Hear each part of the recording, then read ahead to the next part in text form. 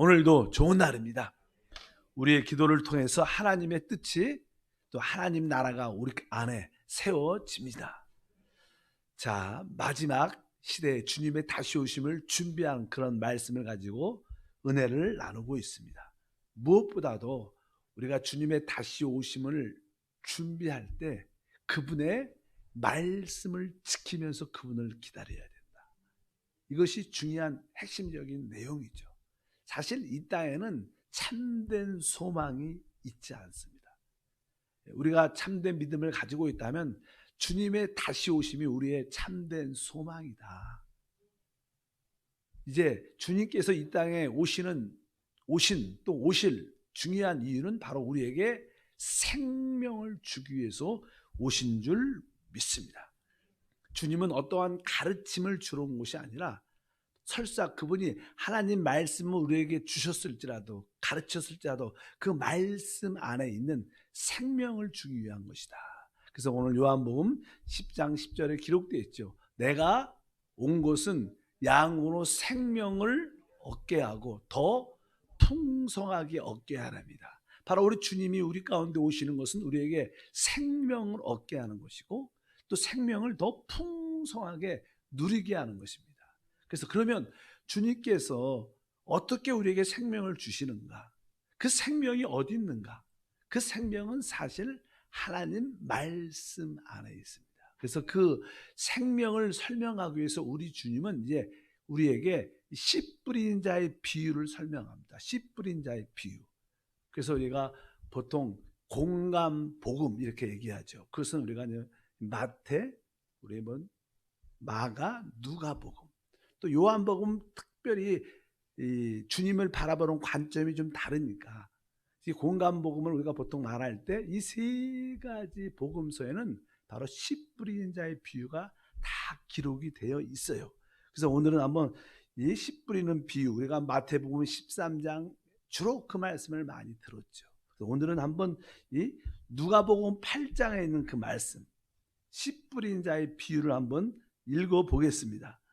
각 동네 사람들이 예수께로 나와 큰 무리를 이루니 예수께서 비유로 말씀하시되, 오늘 말씀 보니까 예수께서 어떻게 말씀하셨어요? 비유로 말씀하셨다.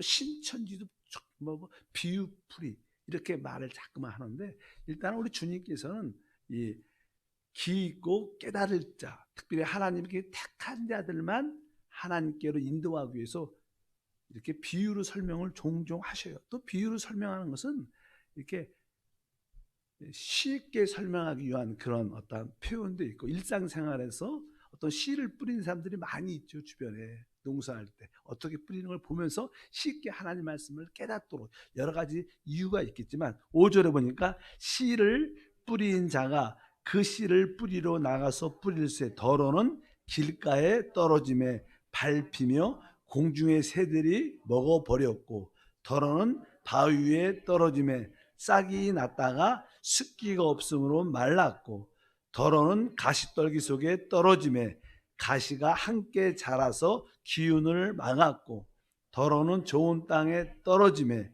나서 100배의 결실을 하였느니라. 이 말씀을 하시고 외치시되 들을 귀 있는 자는 들을지어다. 이 씨 뿌린 자 비유를 통해서 이제 여기에 어떠한 네 가지의 밭에 대해서 설명을 쭉 합니다. 그래서 우리가 첫 번째는 길가, 또 하나는 돌밭이라고 표현하거든요. 하나는 길가고 아니 돌이 많은 돌밭, 하나는 가시떨기밭, 하나는 좋은 땅, 이렇게 말씀을 합니다. 여기서 알아야 할 것은 이 씨에는 문제가 없는 겁니다. 씨 안에는 그 생명이라는 것이 있고, 그 씨에는 문제가 없는데 그 씨가 어디에 떨어지냐에 따라서 달라지는 겁니다. 길가에, 돌밭에, 아니면 가시떨기밭에, 오늘 말한 것처럼 좋은 밭에. 그러면서 이제 이 밭은, 바로 이 땅은 사람의 마음이라고 말합니다. 그러니까 우리 주님은 하나님의 그 말씀 안에 있는 그 생명을 사람들의 마음에 심으러 왔다는 것입니다. 그러면서 나는 여기에 대한 설명을 쭉 해줘요. 우리 주님께서 여기 11절, 8장 11절부터 자세하게 이제 이 말 비유를 설명한 다음에 나중에 주님을 제자들과 특별히 소수 사람을 데리고 여기에 대한 설명을 해주죠. 11절부터 읽어보니까 이 비유는 이러하니라. 씨는 하나님의 말씀이요. 이렇게 시작하죠. 길가에 있다는 것은 말씀을 들은 자니 이에 마귀가 가서 그들이 믿어 구원을 얻지 못하게 하려고 말씀을 그 마음에서 빼앗는 것이요. 바위에 있다는 것은 말씀을 들을 때 기쁨으로 받으나 뿌리가 없어 잠깐 믿다가 실현당할 때 배반하는 자요. 가시떨기에 떨어졌다는 것은 말씀을 들은 자 지내는 중 이생의 염려와 재물과 향락의 기운이 막혀 온전히 결실하지 못하는 자요. 좋은 땅에 있다는 것은 착하고 좋은 마음으로 말씀을 듣고 지키어 인내로 결실하는 자니라. 그러면서 우리 주님은 여기에 대해서 아주 자세하게 설명을 쭉 합니다. 첫 번째, 길가의 마음. 원래 길가라는 것은 사람의 통행이 많죠. 사람들이 이렇게 계속 좋은 땅이 부드러운 땅에도 사람이 계속 다니면 길이 되고 뭐 차도 다니고 뭐 이런 거 다 다니니까 씨가 이렇게 떨어져도 그 흙 속으로 들어가기가 거의 어렵습니다. 그래서 이제 길가는 사람의 통행이 많은, 그러니까 이런 마음들은 주로 그 어떤 사람들의 마음 속에 늘 세상에 대해서, 돈에 대해서 이런 거에만 생각이 가득한 거예요. 그러니까 하나님 말씀이 이렇게 뿌려져도 들어도 들리지도 않고 뿌리를 내리지 못하는 것입니다. 이런 분들이 많죠. 하나님 말씀은 듣긴 들어도 그 길가이기 때문에 심어질 수가 없고 바로 빨리 새가 와서 그 씨를 먹어버렸다. 여기 새는 마귀가 하나님의 구원을 받지 못하도록 그 말씀을 뺏어간다는 그런 뜻으로 여기 설명을 합니다. 그래서 우리가 너무 세상 거에 생각으로 가득 차 있고 마음으로 가득 차 있으면 절대로 하나님 말씀이 우리 안에 심겨질 수 없다. 한번 그런 의미, 길가, 세상의 통행이 많은 것들, 너무 직장, 사업에 너무 거기에 올인해도 사실 하나님 말씀이 잘 안 들어오죠. 어쩌든지 우리는 길가의 마음에서 벗어나야 될 줄 믿습니다. 두 번째는 그냥 돌밭의 마음이죠. 돌밭에 이제 흙이 이제 있긴 있는데 씨가 떨어져서 말씀 안에 있는 생명의 씨가 떨어져서 이제 덮여지긴 덮여졌는데 이 밑에 돌들이 많으니까 뿌리를 내리지 못합니다. 그래서 싹이 나고 이제 뿌리를 깊이 내려야 그 수분을 빨아들여서 정착을 해서 잘 자라게 되는데 밑에 돌들이 많으니까 뿌리가 깊지 못합니다. 그러니까 싹이 나와서 이제 조금 강한 햇빛을 좀 받으면, 햇빛을 받으려면 뿌리가 깊으면 이제 수분을 흡수해서 잘 자라게 되는데 그 강한 햇빛이 결국 뿌리가 없어서 결국 그 잎사귀들이 타서 싹이 타서 죽게 되는 이러한 모습을 말하죠. 그래서 우리 이 돌밭의 마음을 설명을 쭉 하죠. 여기에는 뭐 여러 가지가 있죠. 우리 안에 감추어진 죄들, 또 자기만을 사랑하는 마음들, 세상을 사랑하는 마음들, 그런 것들이 우리가 겉으로 볼 때는 다 흙으로 덮여 있는 것 같지만 속에 뿌리가 없는 겁니다. 돌이 많으니까 그냥 겉으로 볼 때는 하나님 말씀을 잘 듣는 것처럼 보여요. 교회 예배 와서 잘 하는 것 같은데 결국 돌이 많으니까 뿌리를 깊게 내리지 못하는 그런 밭을 의미합니다. 그래서 내가 내 연민에 빠져 있다든가, 나를 너무 사랑한다든가, 이러한 것들도 고집이 세다든가, 이런 것들도 다 그런 모습을 우리가 가지고 있고 세상을 사랑하는 마음이 많고 이런 그런 것들이 쌓이면 뿌리를 내리지 못하는 사람들이 많습니다.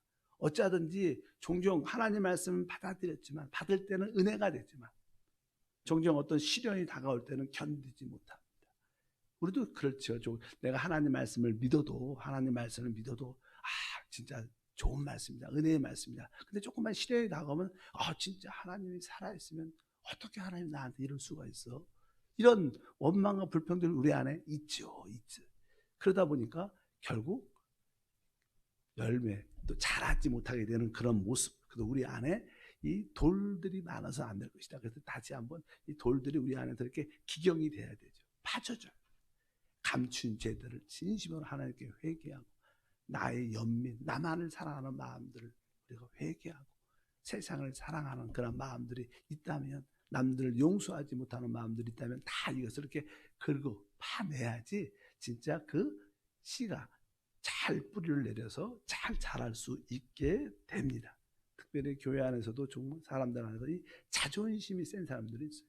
조금 남들이 조금 안 좋은 얘기면 참을 수 없고 견딜 수 없고, 나 그럼 봉사 안 해. 이거 뭐냐, 교회가 여기밖에 없어. 이렇게 하면서 이런 사람들은 다 마음에 이 돌들이 많은 사람들. 그런 것이 우리에게 다 제거되기를 주의 이름으로 축복합니다. 세 번째는 가시밭의 마음이다, 이렇게 말씀합니다. 가시밭. 이제 자라기, 흙은 어느 정도 좋아갖고 말씀을 딱 받아들여갖고 나름대로 뿌리를 쫙 내리고 자라기 시작합니다. 근데 가시떨기하고 같이 자라요. 그냥 가시떨기가 속도가 더 빠릅니다. 더 빠르니까 이것이 자라다가 잠깐 그늘을 지고 잘 햇빛과 모든 것을 온전히 받아들이지 못하니까 자라긴 자라는데 결국 열매를 맺지 못하는 거예요. 결국 열매를.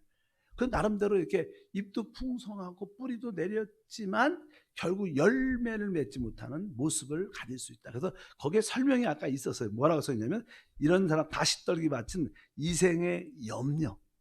그러니까 너무 우리 주님은 우리에게 말합니다. 염려하지 마. 뭐 공중에 나는 새를 봐라. 들에 있는 백합화를 봐라. 염려하지 말라. 단순하게 그 나라 그 일을 구하라. 그럼 하나님 모든 것을 더해 주신다. 그런데 우리 사람들은 하나님을 믿는다고 말하지만 너무 염려가 많아. 내일에 대한 염려, 자식에 대한 염려, 남편에 대한 염려. 무슨 염려가 많은 것은 사단이 가장 좋아하는 무기가 염려라고 해요. 염려. 사람들 마음에 염려만 심어놓으면 그 사람은 참된 하나님의 축복을 누리기 어렵다는 거예요. 그래서 여기도 보니까 바로 이생의 염려. 여러분들은 염려가 어떻게 생각합니까? 염려가 없을 수는 없지만 여러분이 어떤 문제가 있어서 염려가 들어올 때보다 아니다, 염려 대신 기도하자. 하나님 감사합니다. 이 염려를 하나님께 올려드립니다. 또 어떤 문제가 딱 어떤 사람 이야기 들으면 또 염려가 생겨요. 그럴 때마다 자꾸만 계속 기도하는 염려 대신 기도를 우리 하는 우리 성도가 되기를 바랍니다. 그래서 염려가 많은 것은 결코 좋은 게 아닙니다. 그래서 이생의 염려, 두 번째는 재물과 향락, 이렇게 써 있어요. 재물. 그러니까 열매를 맺어야 되는데 열매를 맺지 못하는 것이 바로 우리가 염려에 대한 생각 때문에, 또 늘 돈에 대한 사랑, 돈에 대한 집착, 좀 더 내가 돈 이런 것이 자꾸만 집착되면 결국 안 됩니다. 그리고 뭐 향락은 뭐 요즘에는 뭐 향락이라는 게 뭐 다른 뜻이 아니라 어떤 오락에 빠지는 거죠. 뭐 신앙생활이 내가 좀 더 이렇게 누리면서 뭐 좋은 옷, 좋은 차, 좋은 집, 또 요즘에는 뭐 순간적으로 뭐 TV 잘 안 보죠. 또 인터넷, 동영상 이런 거에 보통 이게 예배 드릴 때는 우리 한세교회 예배 시간이 길어. 뭐 1시간 긴데, 1시간 20분, 15분이면 긴데. 근데 그냥 유튜브를 보고 뭐 이렇게 동영상을 볼 때는 뭐 한 2시간, 3시간은 금방 보면서 예배 시간은 길고 기도하는 시간이 긴다. 이런 것들도 하나님 어떤 향락에 빠지는 거죠. 향락. 여기 보니까 염려, 또 돈에 대한 너무 집착, 돈에 대한 생각, 그 다음에 우리가 향락. 요즘에 세상에 다 문화가 그런 오락이죠. 그런 거에 젊은이들도 다 그런 데 빠져요. 핸드폰에 빠져있고 게임에 빠져있고, 또 이제 좀 더 이렇게 큰 분들은 또 다른 거에 빠져있고 이런 것들은 결국 참된 열매를 맺지 못하게 하는 그러한 요소가 우리 가운데 있는 것을 아셔야 됩니다. 그래서 하나님, 내가 길가에 밭이 되지 않게 하시고 돌밭에 밭이 되지 않게, 가시떨기 밭이 되지 않게 하시고 오늘 말씀하는 좋은 밭이 되게 도와 주시옵소서. 좋은 밭은 어떤 밭인가? 먼저 길가가 아닌 밭, 뭐 이렇게 돌밭이 아닌 밭, 뭐 가시떨기가 아닌 밭, 이렇게 쉽게 표현할 수 있지만 특별히 누가복음은 좋은 밭을 설명을 하고 있어요. 좋은 밭은 어떤 밭이에요? 다시 한번 8장 15절에 보니까 좋은 땅에 있다는 것은 착하고 좋은 마음으로 말씀을 듣고 지키어 인내로 결실하는 자니라. 이렇게 말씀합니다. 그러니까 좋은 땅이라는 것은 착하고 좋은 마음으로 말씀을 받는 겁니다. 이것은 다른 뜻이 아니라 하나님 안에 열려 있어야 돼요. 보통 사람들과 대화를 하다 보면 하나님에 대해서 잘 알아요. 또 그리스도와 교회에 대해서 열려 있어야 되는데, 하나님 말씀에 열려 있어야 되는데 잘 그렇지 않습니다. 여러분들이 어쩌든지 오늘 보니까 착하고 좋은 마음이라는 것은 바로 내가 하나님께 활짝 열리고 또 우리 교회에 활짝 열리고 부드러운 마음을 갖는 거예요. 우리 성도들 입장에서는요, 여러분들에게 신앙생활 하다 보면 여러분들은 이렇게 성경에 대한 어떤 깊은 이해가 있지 않죠. 솔직히 어떤 분별력도 좀 약할 수도 있고 또 어떤 신학적인 어떠한 체계도 확실하지 않은 경우가 많죠. 그렇기 때문에 여러분들이 어떤 신앙적인 어떤 갈등이 있을 때 여러분들이 어떤 지력으로 여러분들이 들은 것으로 판단하면 거의 실패해요. 그래서 아주 부드럽고 열린 마음으로 여러분의 교구장이나 우리 교회 목사님이나 담임 목사님을 찾아와서 상담을 해야 돼요. 혼자 해결하지 말고. 진짜 그렇습니다. 그러면 생각보다 아주 쉽게 해결이 되는 것도 많은데 그냥 혼자 꿍꿍꿍 앓고 혼자 또 다른 사람의 이야기를 듣고 오판함으로 말미암아 진짜 신앙도 잃어버리고 우리의 영혼도 잃어버릴 수 있다. 지혜로워야 돼요. 여기 보니까 착하고 좋은 마음, 이게 열려 있어야 돼요. 여러분들이 한세교회를 다니면 한세교회 교육자나 우리 장로님한테 활짝 열려야 돼요. 뭐 지역 식구라면 지역장한테 마음을 활짝 열어야 돼요. 가장 중요한 것은 하나님께 열려 있어야죠. 하나님께 열려 있고 부드러워야 돼요. 여러분들의 마음은 어떻습니까? 하나님께 활짝 열려 있습니까? 또 하나님께 대하여 부드럽습니까? 바로 그것이 오늘 좋은 땅이라고 말합니다. 착하고 좋은 마음으로. 그뿐만 아니라 말씀을 지키어서 인내로 결실. 인내가 있어야 돼요. 우리가 하나님 말씀을 한번 믿고 붙잡았으면 그 말씀을 환경과 설사 다를지라도 나는 하나님 말씀은 이루어진다. 하나님 말씀은 믿으시고 신실한 말씀이다. 변하지 않는다.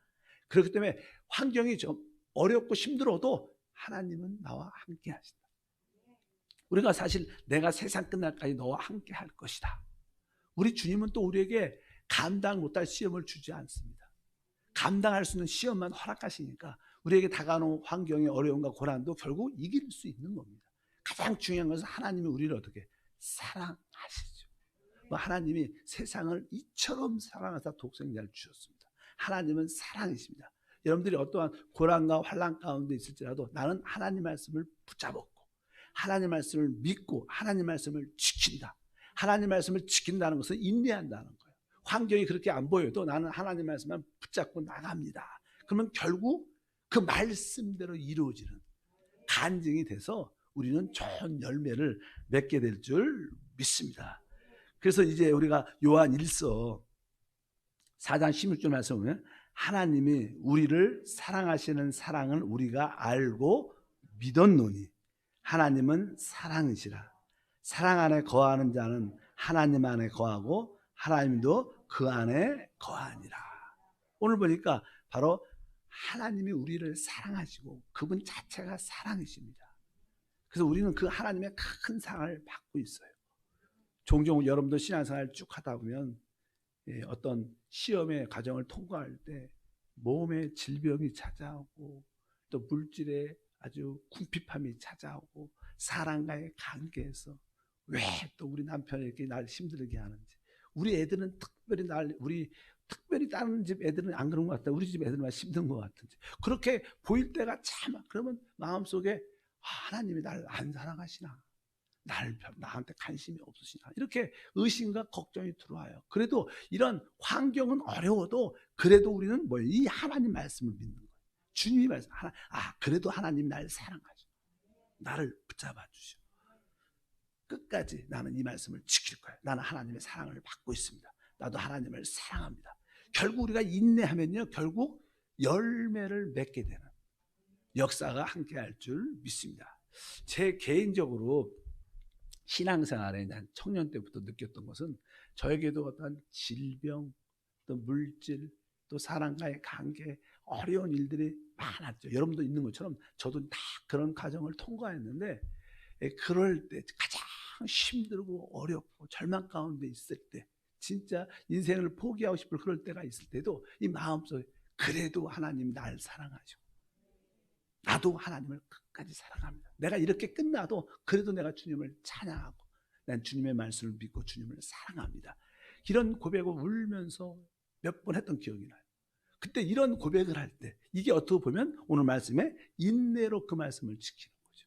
그리고 나서 대부분 열매, 결실이 있게 되고 그 문제가 해결되고 더 좋은 길로 열리는. 그러니까 여러분들이 하나님 말씀을 붙잡았으면 이 말씀대로 그렇게 금방 이루어지지 않고 환경 어렵고 반대 상황이 나타나도 그래도 우리는 끝까지 이 하나님 말씀을 지키고 감사하고 붙잡으면 결국 열매를 맺게 되는 좋은 밭이 된다는 거예요.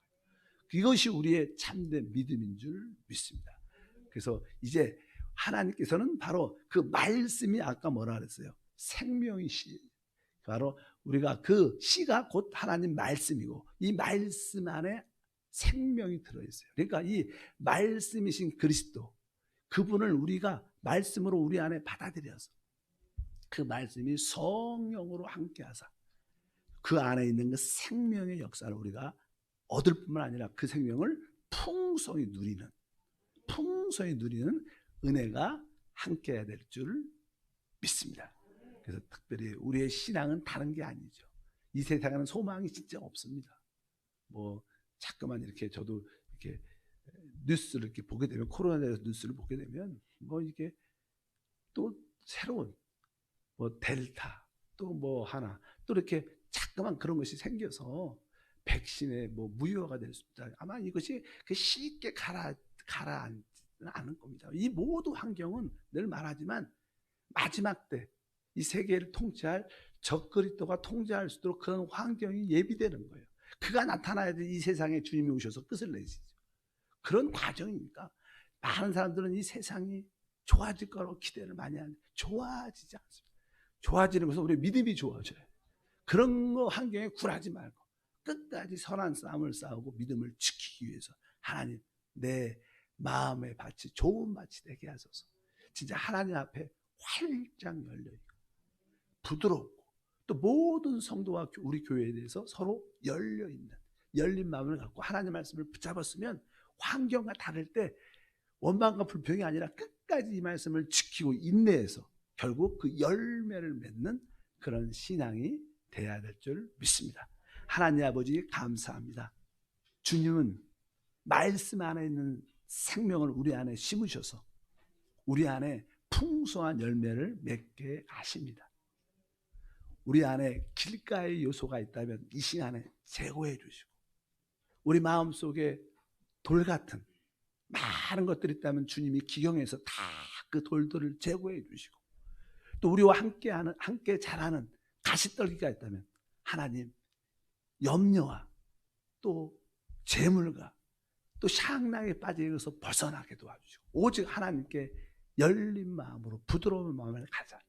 그 말씀이 우리 생명으로 활짝 자라 많은 열매를 맺도록 은혜를 더하여 주옵소서.